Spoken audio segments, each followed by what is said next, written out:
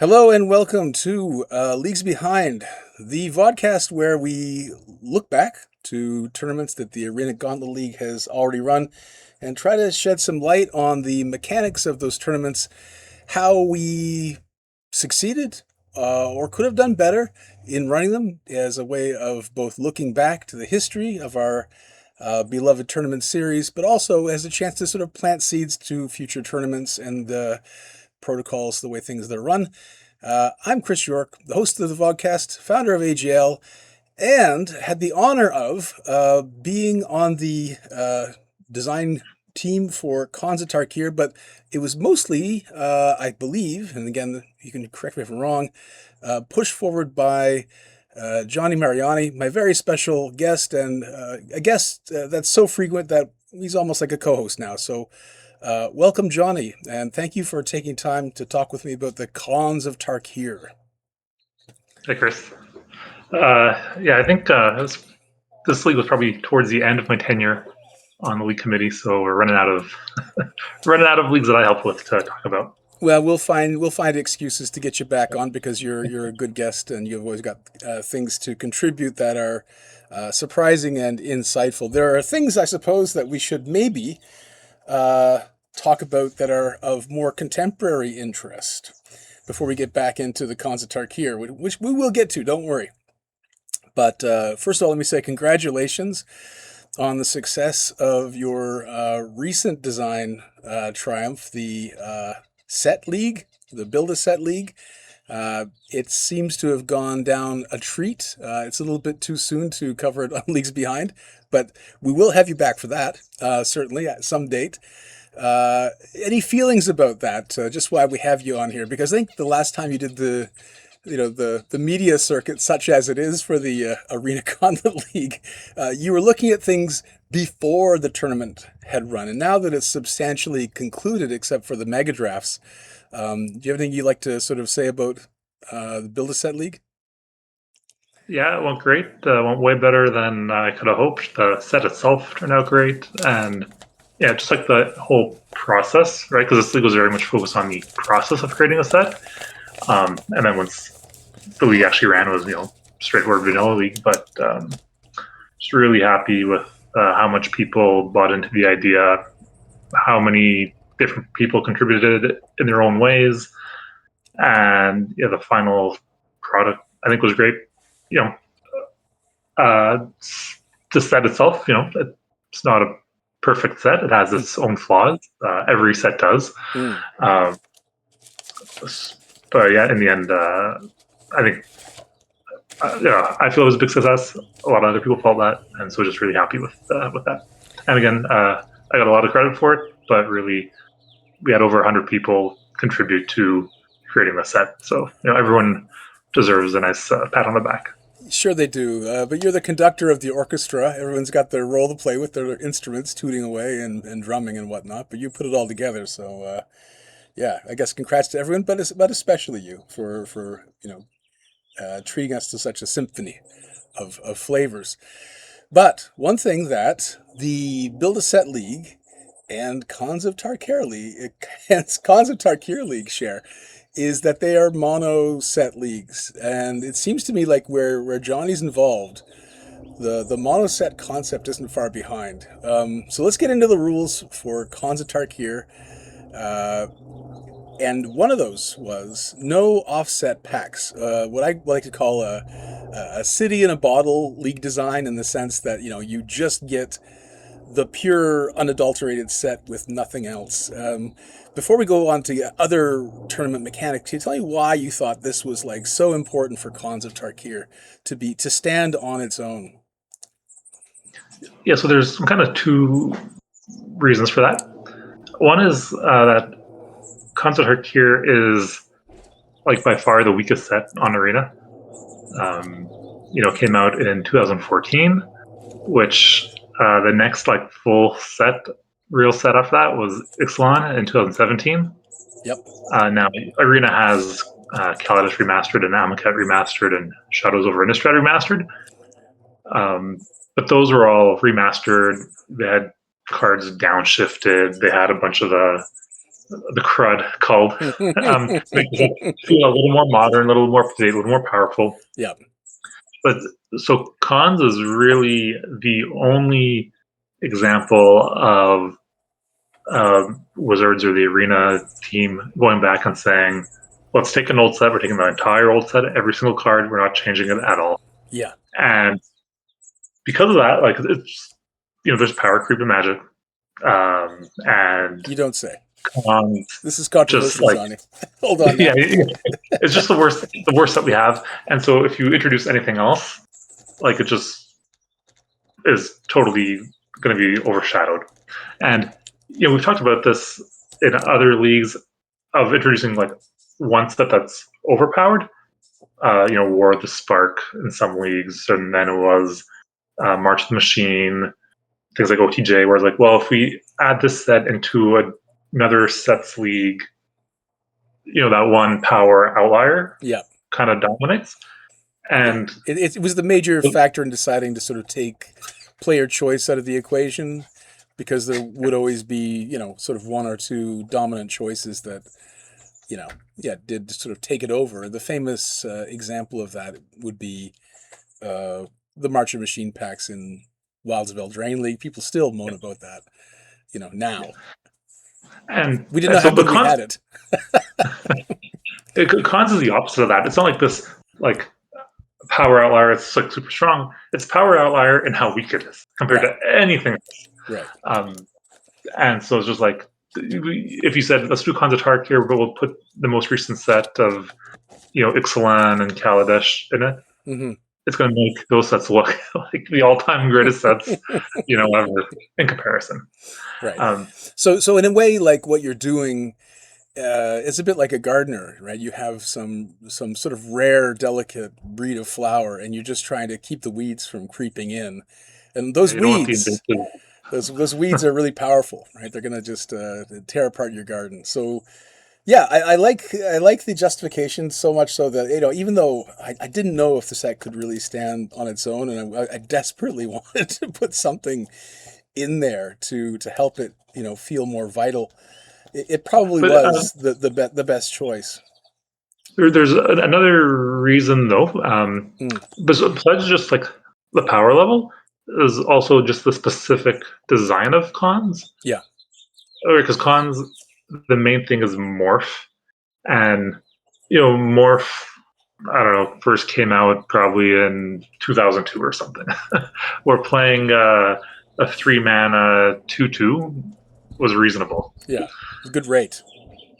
Once you get to Cons, like we're already past that for sure. So Cons kind of had to say, okay, how do we make an environment that's friendly to that, and how do we make it so that people can play those cards without being super punished, um, and then the set has like all these details about it to make that possible. Um, the classic things like the morph rule, the 5 mana morph rule, where if Yeah, you have two morphs get into combat, you can't blow out your opponent's morph without spending 5 mana or more. yeah, If you only have 4 mana to unmorph your creature, you're going to trade or you're going to bounce off the other morph. For example, the Canyon Lurkers is a morph that flips for 4 and it flips into a 5/2. So if you're in combat with another morph, you're just going to trade there, or you can flip over into a 1/5 flyer. You right. just bounce. The other thing is like the rate on removal is different. There's no shock in Cons. Because Right. if there was shock, it would be by far the best common, right? Like Yeah, all your opponents are playing 3 mana 2/2s, and you're spending 1 mana. Uh, you're winning those games, And in Cons, the red burn spell is Bring Low that costs 4 mana to deal 3 damage, or Swift Kick, which is 4 mana to do a fight, right. which is like a terrible, terrible rate. Yeah, exactly. Yeah. So I mean, it's And either and once everything flips into a 1/5 or a 2/4 or whatever, shock is looking like the worst removal of all possible ones. So either it's really really good or it's absolutely useless, depending on the oh no, it's state of the really game. good. Like like we could take 10th edition or something, which is a really weak set. Yeah. But if you introduce it into Cons League, and then the shock or whatever else, a white spell that does 2 damage to an attacker or blocker, something like that, it just kind of ruins the gameplay of cons. Hmm. Something like as innocuous as that. Right. I mean, I think that this idea of just reprinting a set, warts and all, is a concept that they could probably employ to make a lot of easy money off of Magic players. Like if I'm sure there are people who are nostalgic or who are maybe just morbidly curious to see what Onslaught or Nemesis or Judgment or any of these old sets that are like way underpowered by today's standards, how they would play out. I think that you sort of get people who are curious about those limited environments and who would sign up for to spend their gems playing these events. Yeah, Magic Online does it, and they bring back different sets at different times, and different blocks have their fans who get excited about it. Mm-hmm. So Arena should be doing the IPA, same thing, I think, right? depends. Hmm. I think it's the goal of Arena. They say it's like fast, easy Magic for everyone, everywhere, or something like that. And like fast is important, and we're like older sets sometimes. Not that they like play slow, but also you have abilities that are always on, so you always have priority, which modern sets don't, and I think Arena tries to stay away from that. And we've seen sometimes that they bring old cards into the client, and like, oh, this card sucks, like, and like Necropotence, where you have priority for all the time, and it doesn't matter Right, right, right. at all at those other times. Um, But I think that there's and there's two there's two reasons for this, right? There's two reasons to want to have fast entertainment, and I think the first one is kind of cynical and corporate. You want people to go through their limited events as quickly as possible so they can re-up for the next event, right? And then the other thing is, I don't know, maybe catering to short attention spans, which also seems kind of bad in a way too, right? Like, I mean, I don't mind. Here's the thing. People that say like, well, an hour long Magic game is just it's too much. It's a bore. I don't know. I think those people don't really love the game. I think they just want to smash some creatures together and call it quits instead of like, I don't know. For me, like Magic gets good at around the 45-minute mark when yeah, when you have like 10 cards left in your deck and you're I both mean, kind of trying to grind it out. if the game is going that long, that means something interesting. Then that means like you have complicated board state. You've Right. played this long match. Yeah. But also maybe a less cynical way of putting it, instead of Hmm. like short attention spans, is also just like arenas competing with other similar digital games that have a certain style of gameplay that you have to compete with, and your cards have to look good against their cards, and your gameplay has to be comparable to pull in those players. Yeah, that's fair enough. I guess that, but then, again, that's also just kind of it is catering to short attention spans, but for financial reasons, I guess that's excusable. But I think that leads into like why power creep, why the Wizards has its foot all the way down on the hammer, in terms of power creep, is because it maybe senses that the modern taste for gameplay looks more like Hearthstone than chess, for example. And that's fine. That's the situation that we're in. I'm not here to sort of complain about the world as we find it, but I mean, I do think it is interesting that from a financial perspective and in terms of like possibly catering to the crowd, both of these factors kind of feed into quick, easy gameplay again and again. I mean, and to be fair, this is something that you kind of keyed me into. I've been enjoying. This is our little secret. Don't tell anybody, Johnny. I've been enjoying Marvel Jump In.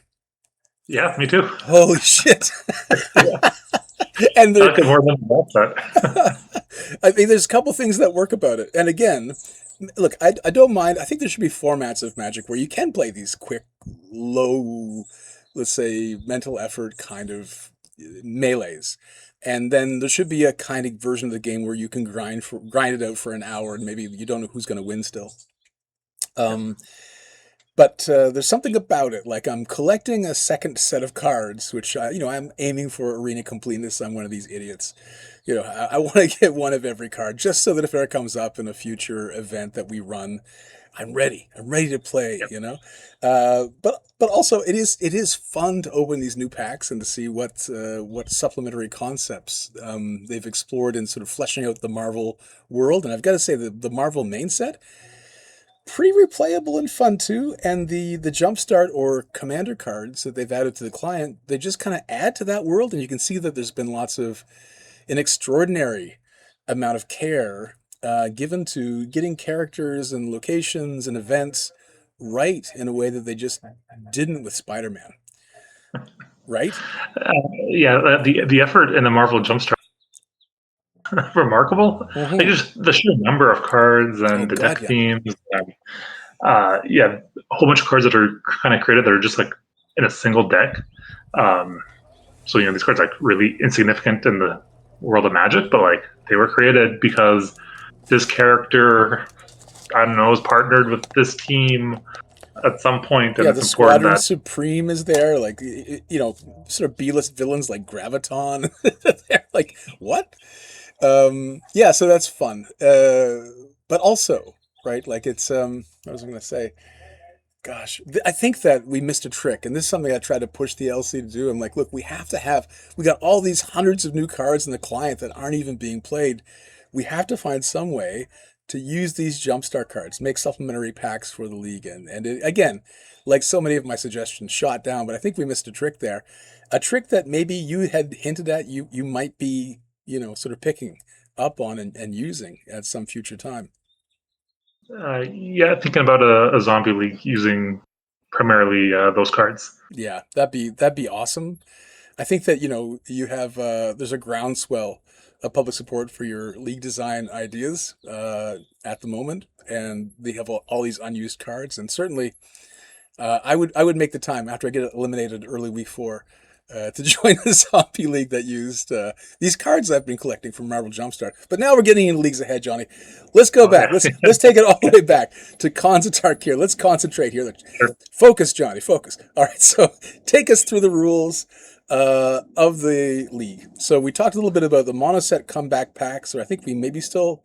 Do we call them comeback So packs then, or do we call them punishment packs still? I think maybe at the I think beginning there of was punishment packs still. punishment packs still. So mono set league, nothing Yeah. special about the pack. Lose a match, open a pack. It was a faction league, which is kind of the main thing about it. Yeah. 5 factions for 5 clans. Yeah. For that, it was a pretty, I think, straightforward scoring system, very similar to original Strixhaven, where Yeah. Top eighty win a percent. match. Top eighty Yeah, the percent of people. scores were included, right? Yeah, and it's really just like win a match, get 2 points. Straightforward. And then And, the and the one the sort winning of, faction got 30% of the pool, right? I believe so. I don't have the exact number in front of me. And the one flavorful thing here, we had a con of each clan, which was chosen through a flavorful method. Um, and then each week, the top player in the clan could challenge the con to become the new con, trial by combat. Yeah. And the idea was that it would be a feature match to get some attention, a little bit of hype, and the winner of each of those matches would get extra prizes, an extra $5 added to their prize pool to encourage people to do it. Yeah. And And so that's something that I've been trying to uh, get sort of institutionalized in the LC. I've been starting to put some store credit into rewarding feature matches because I think they play such an important part in keeping our community engaged with each other in yeah, a happy, productive way.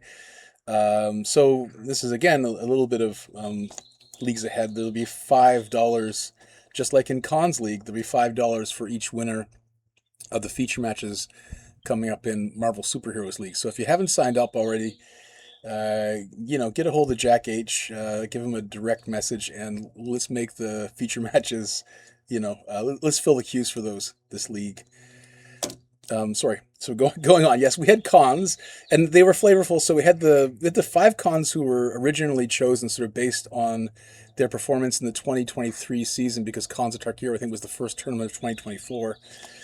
Um, we had the con who completed their matches the fastest historically, which sounds like Mardu. We Yep. have the con who made the most weak sixes historically, which sounds like Obzon. We had the con with the highest ELO. Um, who does that sound like? I'm not sure. Um, maybe Teamer? Maybe Teamer. Um, We had the clan. We had the con for the clan. They had the most 2-0 victories, and then we had the clan with the lowest OMW. Right? so Los OMW was Saltai for Naturally, yeah, cunning, yep, and then most 2Os was Teamer for ferociousness, yes, and yes, then uh, highest elo would have been I guess Jeskai for like right, prowess or right. whatever. Yeah. We looked at the flavor descriptions of the plane to get those details right. Yeah, Like absent endurance. So that's lasting until week 6, let's say. yeah. This is before we had the sort of background team who's working on the achievements for league performances. So basically, we're kind of doing that by awarding conhood for these attributes, whereas I think now they're just being tracked by John D's spreadsheet and sort of like awarded. This has always been quieter than I would have liked. I'd like to have these sort of forefronted a bit more than they are now. We have all this work existing, on rewarding achievements, keeping stats, but I think a lot of it just kind of flies under the radar because I don't know. We need a hype man or a hype woman for this for these things. Maybe just like a bot to like see when someone achieved something and then post it with like their match victory message or something. Yeah, it could be Um, automated, right? That'd be amazing. yeah. But yeah, it's here for cons where we kind of came up with these achievements based on the flavor, and I think maybe it could have been Sawyer who suggested them if he was still on the league committee at that time. Sounds kind of right. Uh, Whoever suggested them is like, oh, like perfect, Mm, like hmm. nailed it in terms of like the flavor. Yeah, And then when we pulled, let's pull the stats, and it was a good group of players, people who it made sense to have these guys be the cons to start. yeah. We had Jack for Mardu, Jordan for Jeskai, Adam for Saltai, and then it's like okay, like established players who Yeah. are in a good spot to lead their team to start. Yeah, you want known quantities to kick off a big faction league. People who know the ropes, at least, even if they're not iconic personalities, but they've been around long enough to generate some stats and more or less know the drill in terms of what's expected and can guide their factions. This might also be before the time of mentees, right? So that's also an important thing. I mean, this goes until Secrets of Strixhaven leave. It's a great onboarding event for a lot of new players, and we get tons of positive feedback about these faction leagues. And I think that we would always want to run them. I've been sort of wrestling with how to do them better. We can get into that later on. How to do a faction league better is something that's kind of haunted me. I think that Secrets of Strixhaven we kind of dropped the ball a little bit, and not to foreshadow too much, but maybe in cons too. I wouldn't say I feel like we could have done things in a more dynamic, exciting way. But again, how to do it is something we can talk about. Yeah. So those are the rules, except for one that I've noticed that was so weird. There's a hidden rule there called morph. And it seems to me like at one point during the league, you can swap your pool with any other player on your faction. Oopsie. Did anyone ever do that? I think maybe two people swap their pools Yep, in yep, total. yep. So that was Yeah, a bit of trinket text really for the tournament. yeah. It happened once. I mean, I think that there's such a powerful um, when you open your packs, you have such a powerful moment of identification with those cards. You're like, okay, this is me for the league. I'm working with these cards. Whatever happens next, I've got to figure out how I'm going to use these. And I think once you set your mind to that, there is something kind of disorienting, upsetting. I don't know how to put it really in terms of phenomenology, but when you have to trade that away, you've traded away your identity. You both have to hate your pools equally, I think, to do this. If any one person loves their pool, no one's going to take this deal. Well, yeah, a little bit like with the set could be like, oh, my pool, then playing pool, and that's not my style of play. I like to play Jeskai. Mm-hmm. So yeah, there's potential there. Right.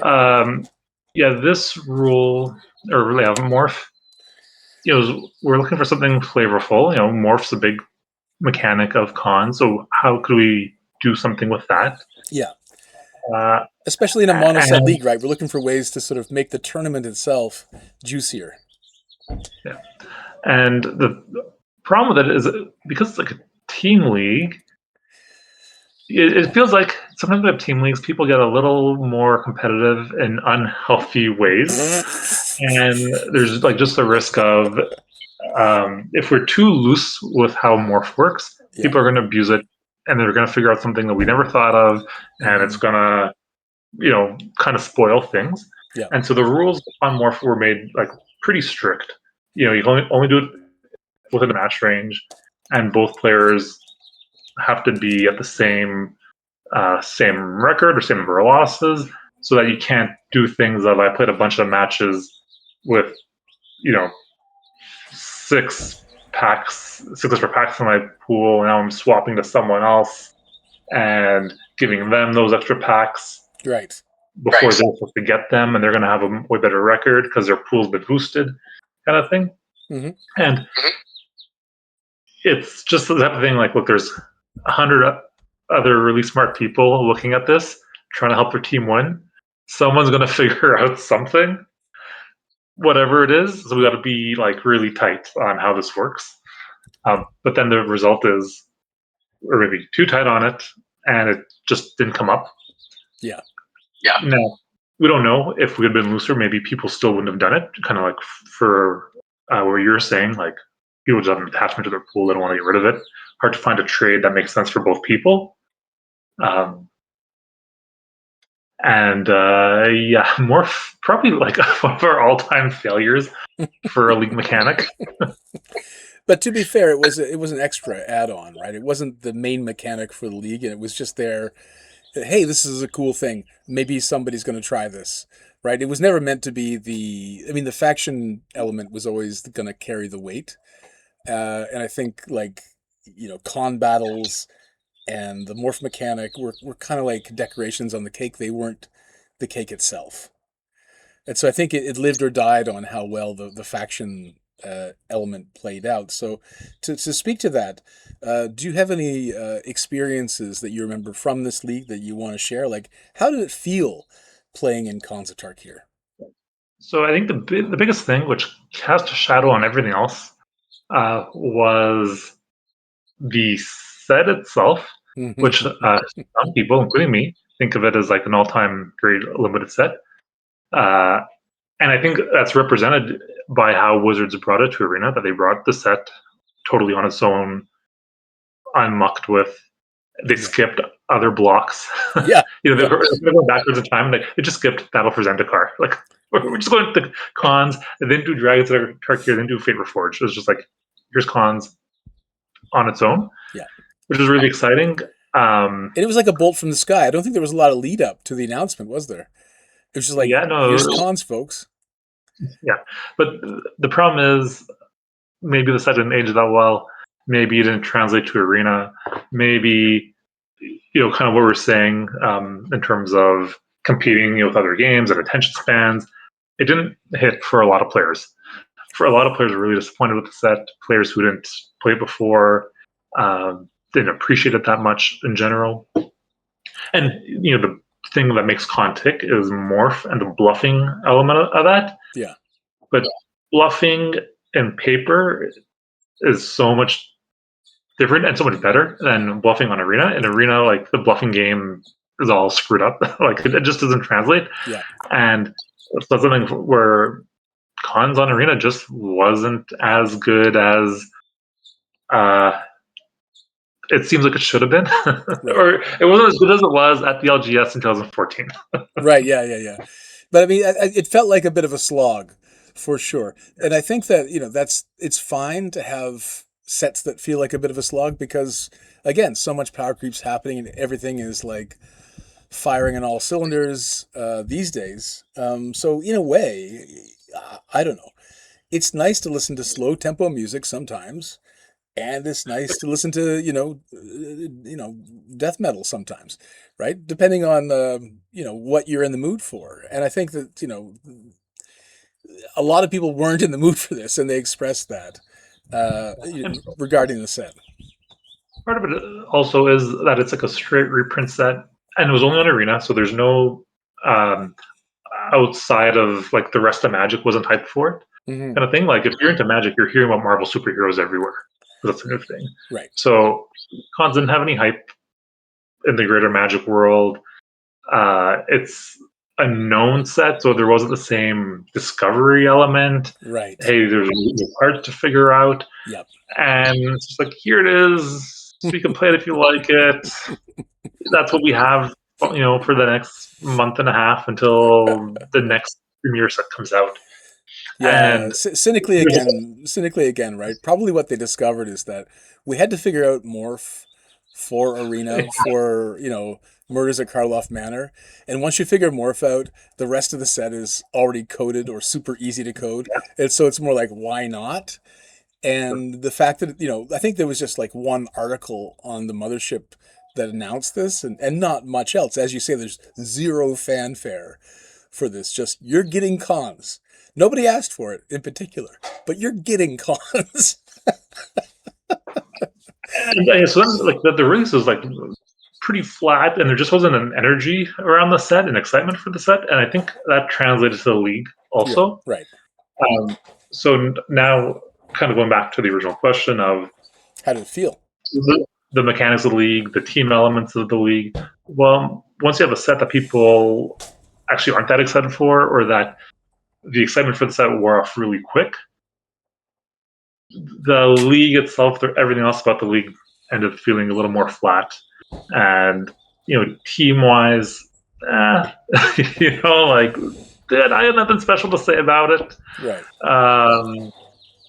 And It wasn't like an all-time classic team league like the original Strixhaven or even Streets of New Capenna, where you had that sort of like deep feeling of team faction membership mattering deeply yeah, to gameplay or to your identity or to what you're going to do in the tournament next or what you're hyped for. Yeah, I agree. So I guess that brings me to the question that I sort of foreshadowed I was going to ask, which is like, given that it felt like this, what could we have done to make this faction league in particular, and maybe faction leagues in general, better for our players? yeah. So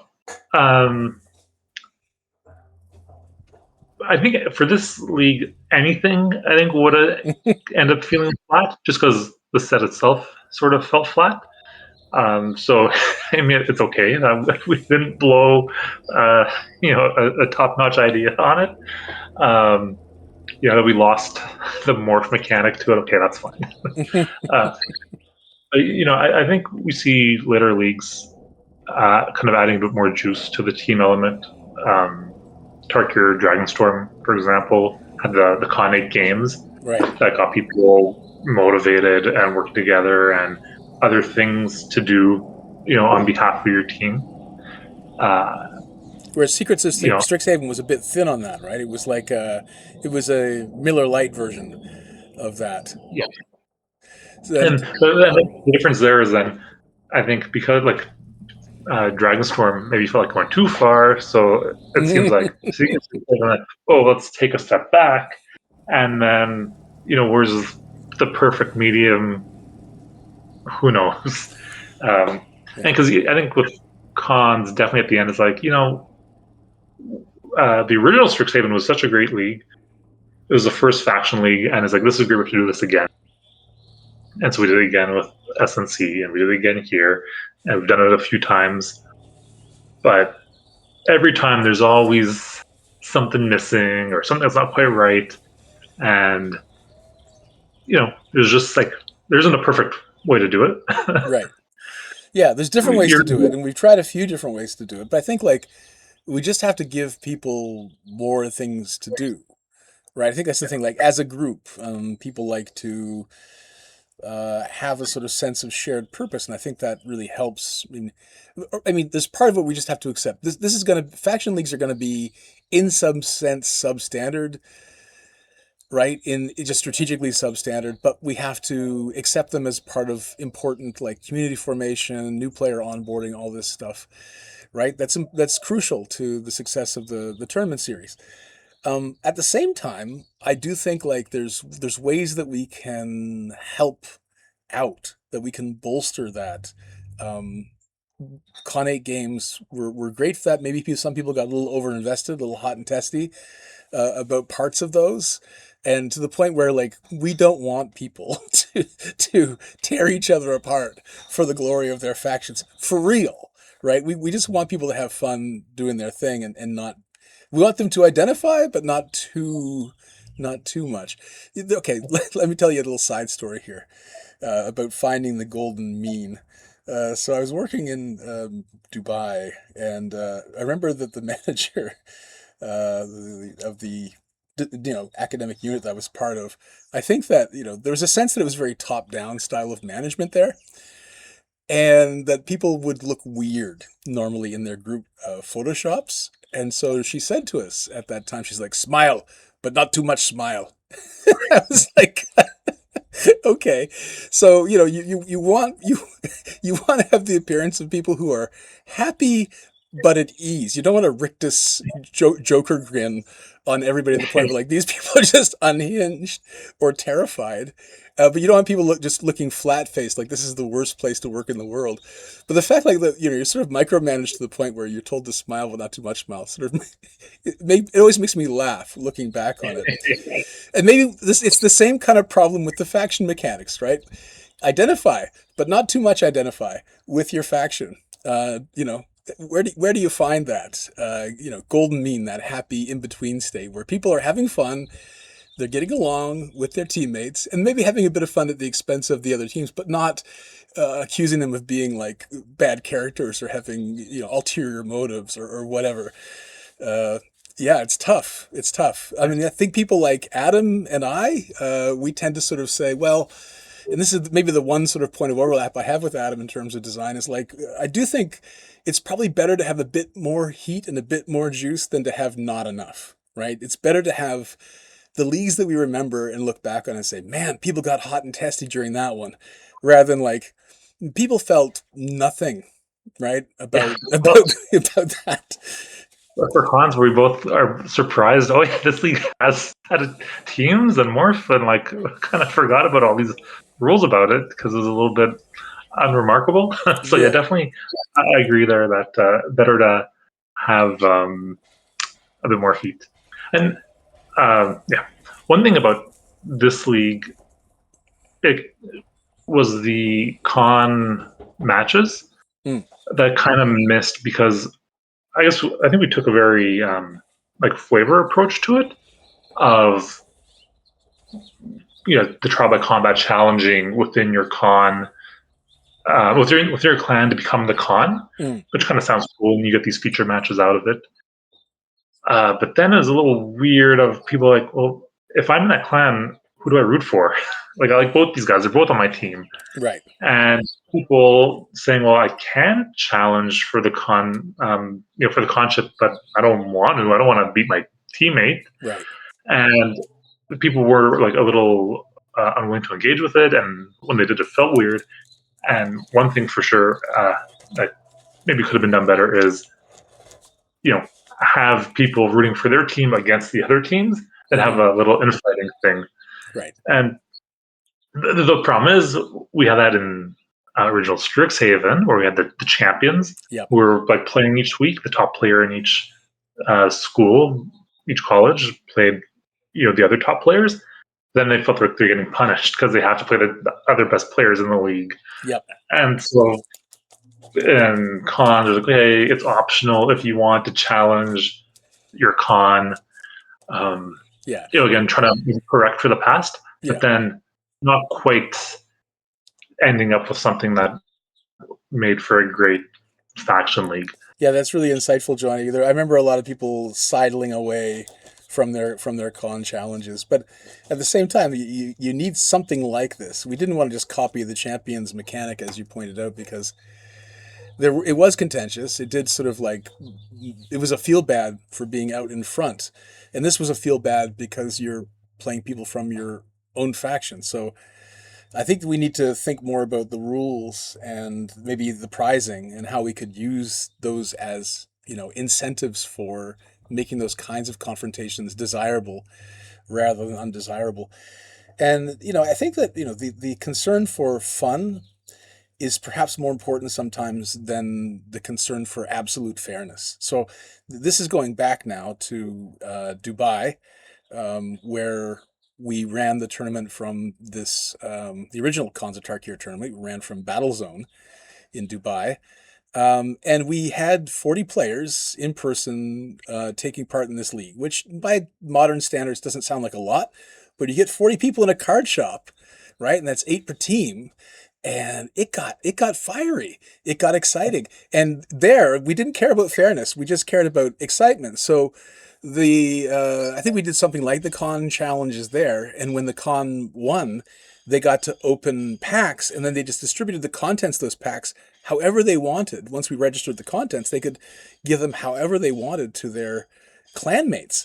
And so it became like this whole political system. Like you could get what you want from the con, and if you couldn't, you'd have motivation to try to upset them and take over the clan so that you could take charge of the distribution of resources, and you could maybe get better cards for your deck. So it might seem like chaotic and unfair, but I think it kind of captures if you want to call it, the ethos of the Mongol horde, right? And that Yeah. we were grabbing booty, and the favorites get the spoils. And if you don't like how it's run, the only way to get out of that system, an unfair resource distribution system, is to kill the guy on top and take his place. So that's just to kind of like flash backwards at what I think was like, again, but as you say, like the set itself just, it played better in person. It played better the first time you saw the cards.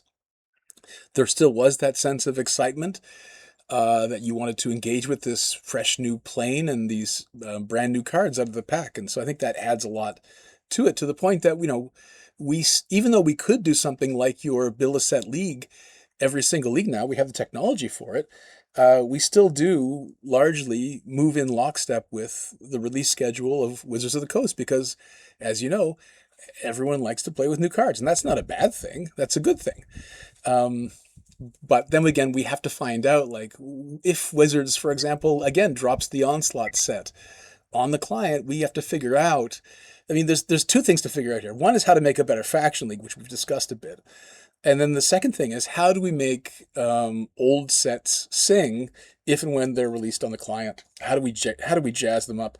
And my instinct, my go-to instinct, which is maybe flawed, is just like, add offset cards up to a ratio of say 25-30% tops, and that's going to let enough air into the room where the old cards still dominate, but there's a chance to see new interactions. There's a chance to escape a bit from the main set if you don't enjoy it. And there are some people who don't enjoy the main set and they want to see something different.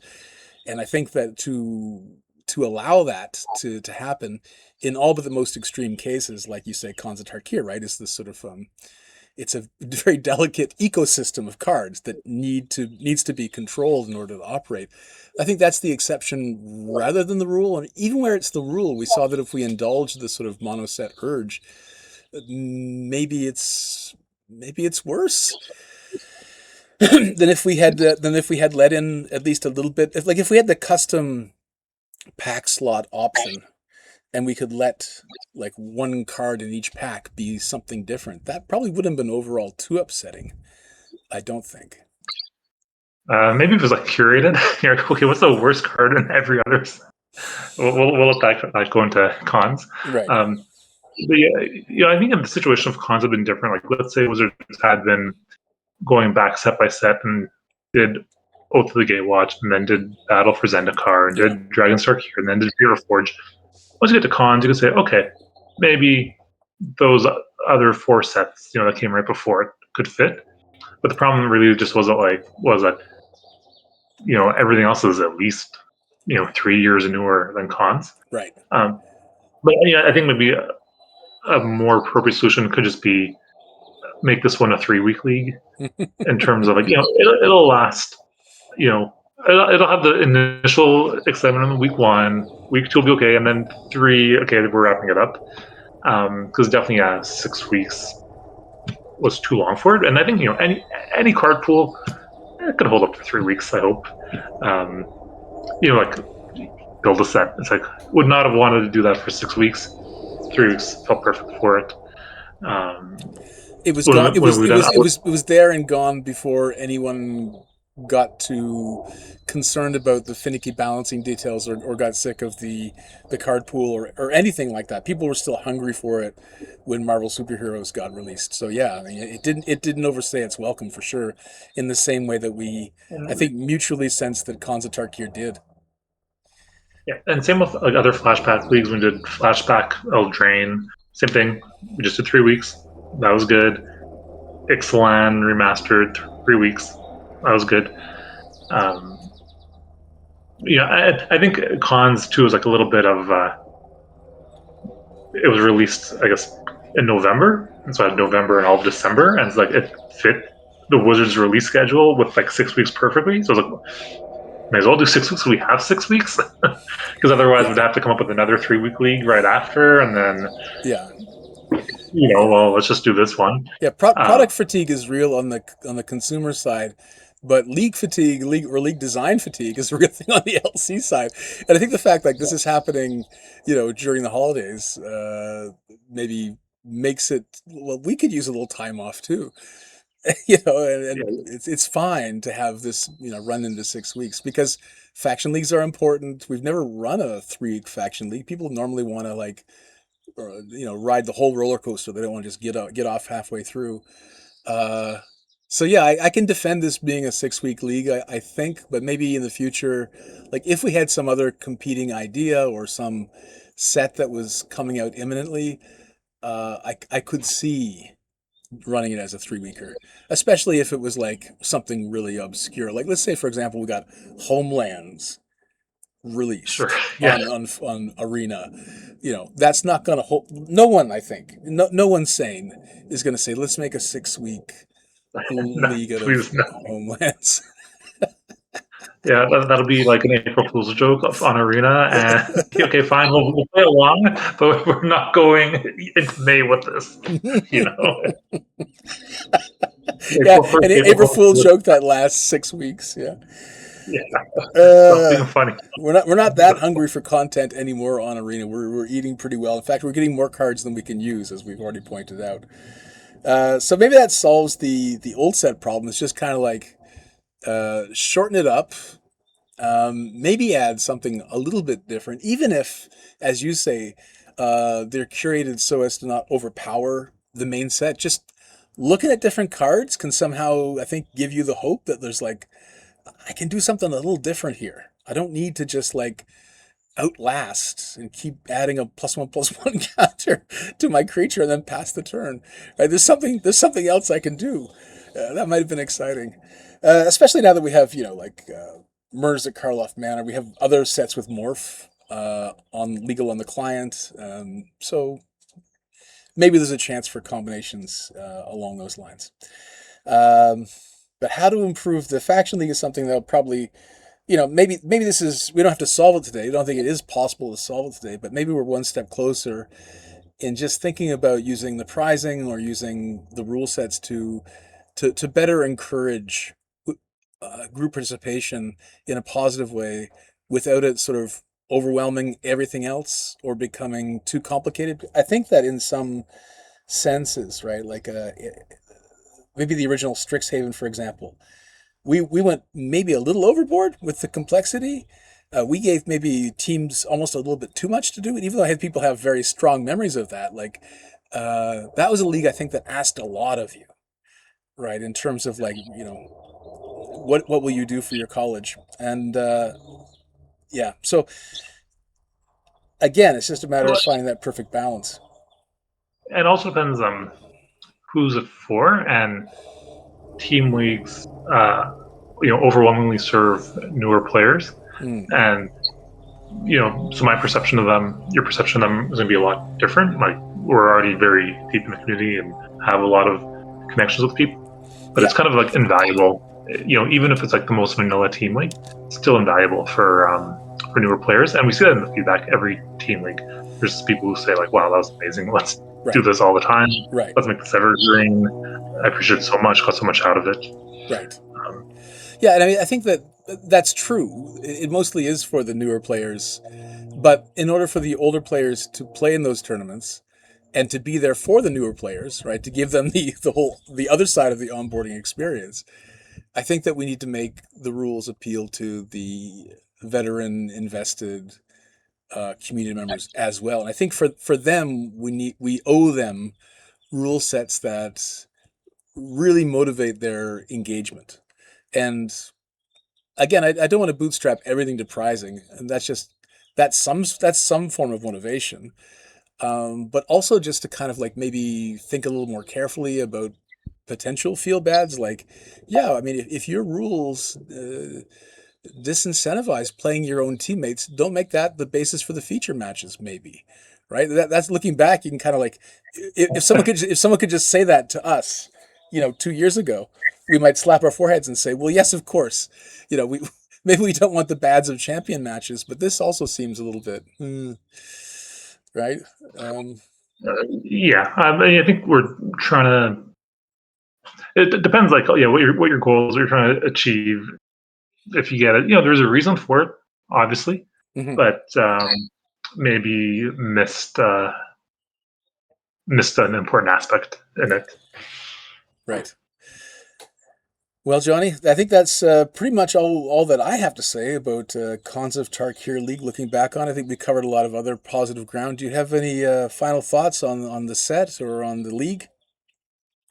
I mean, it's still a great set, even though a lot of other people who play in the league would disagree. Okay. Uh, yeah, but the league itself it was pretty average. And by being average, makes it one of our worst leagues. Let's say, like it was totally like fine, but then fine is I think low for us. Well, yeah, I guess that for me, the final thing I want to sort of get to is I remember that when you were sort of helping out with the Sedley, you kind of like threw it forward and said, "Well, I'm sure that all the work that the league committee is saving is being well spent in constructing mechanics for Marvel Superheroes League." Now that that's been revealed, I want to get your hot take on the current league. What's your feeling about the hero villain mechanic and the pack selection thing? Uh, I really don't like this league design. Sorry. Uh, yeah, I don't like offset packs in the starting pool.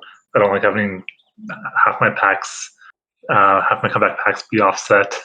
I don't care about split standings, and I don't like messing with the die roll. Wow. Wow. What's that? 5 thumbs down from Johnny? It's the hottest take Yeah, of all time. You just came in and you sprayed hot lead all the way through the room. sorry you asked. I don't want to say anything, but you asked. No, man, no. I think we've buried the lead. I should have opened with that. If people wait this long to catch the fire, then they've been rewarded. Yeah, I mean, I guess to speak in defense of the mechanics, I do think like there were coin flippy kind of ideas for plane chase planes and some other mechanics, but we never really got it off the ground. So it was kind of like it's unexplored design space, which I'm always happy to try out, especially in universes beyond sets, right?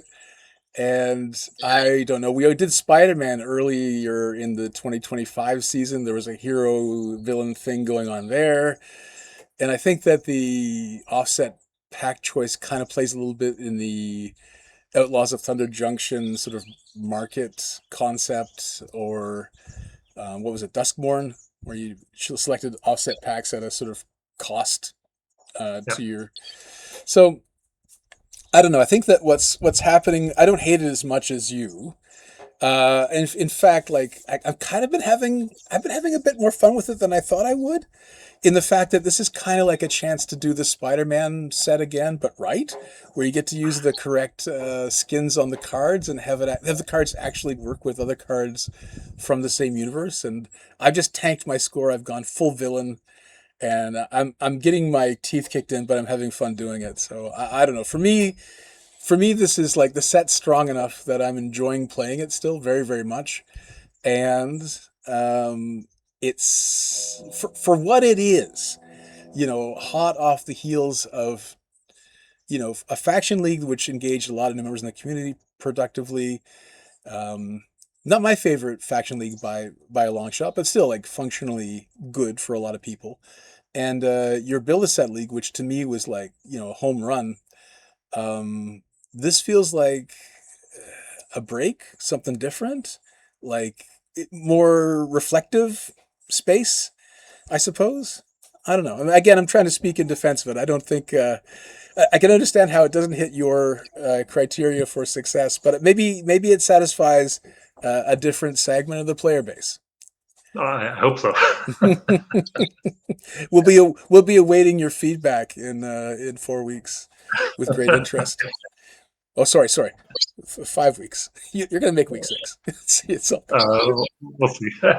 Not feeling super motivated. We'll see. Yeah. Right. But yeah, I also didn't mention. Yeah, I don't like that specific mix of sets. Also, like, why is Lord of the Rings here? Hobbit's coming out in 6 weeks. Save Lord of the Rings for then.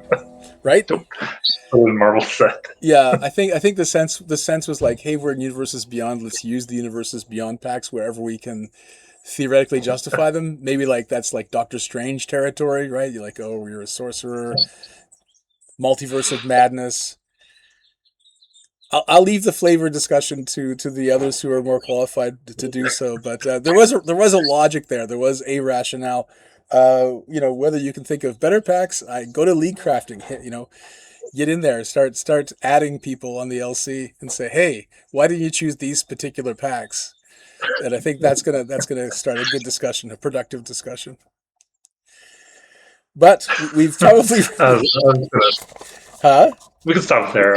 Okay. We can stop there.